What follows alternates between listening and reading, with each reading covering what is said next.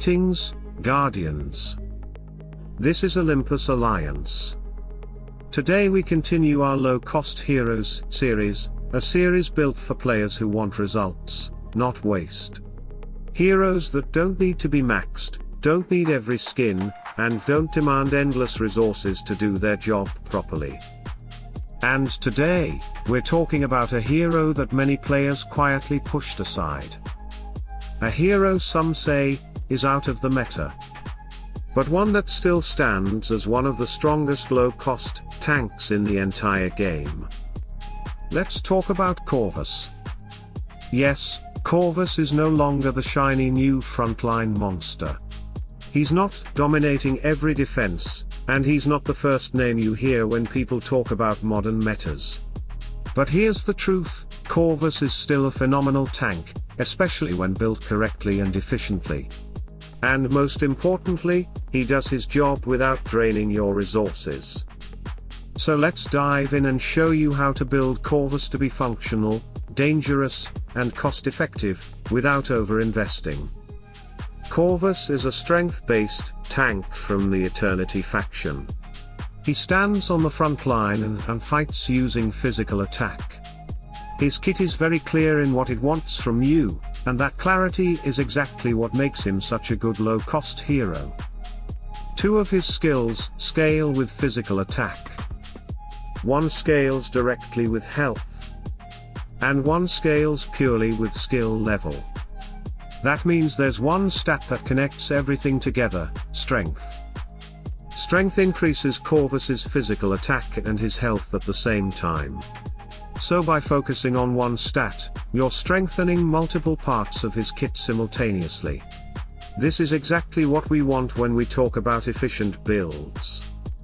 Corvus's main role is not just to stand there and soak damage.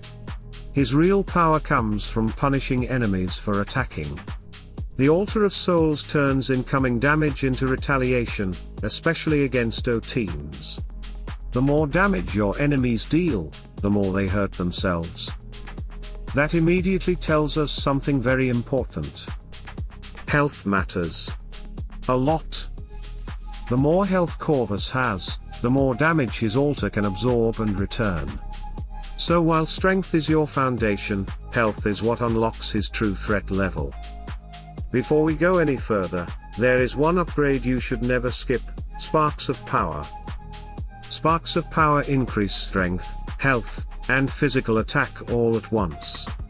There is no debate here. If you're building Corvus, even on a low-cost plan, Sparks should be maxed. This is one of the highest value upgrades in the entire game, and Corvus benefits massively from it. Once Sparks are maxed, we move to skins, and this is where most players make expensive mistakes. For skins, your first and most important priority is strength. Not armor. Not magic defense. Not dodge. Strength. The default strength skin boosts Corvus's physical attack and health at the same time, directly improving both his damage-based skills and the Altar of Souls. This single skin already makes him function properly as a tank. After that, your second priority is health. Not because Corvus is fragile, but because health directly amplifies the altar. More health means more reflected damage, more punishment, and more value against OP teams.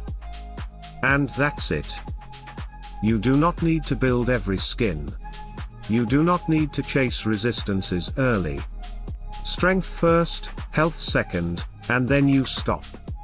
Anything beyond that is luxury, not necessity.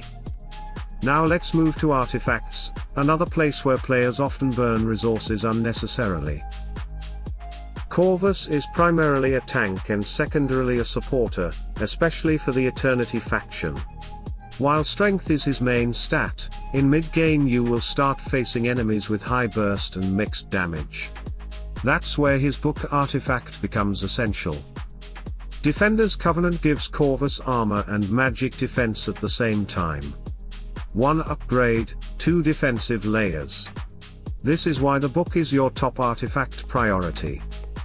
Next comes the ring artifact, the Ring of Strength.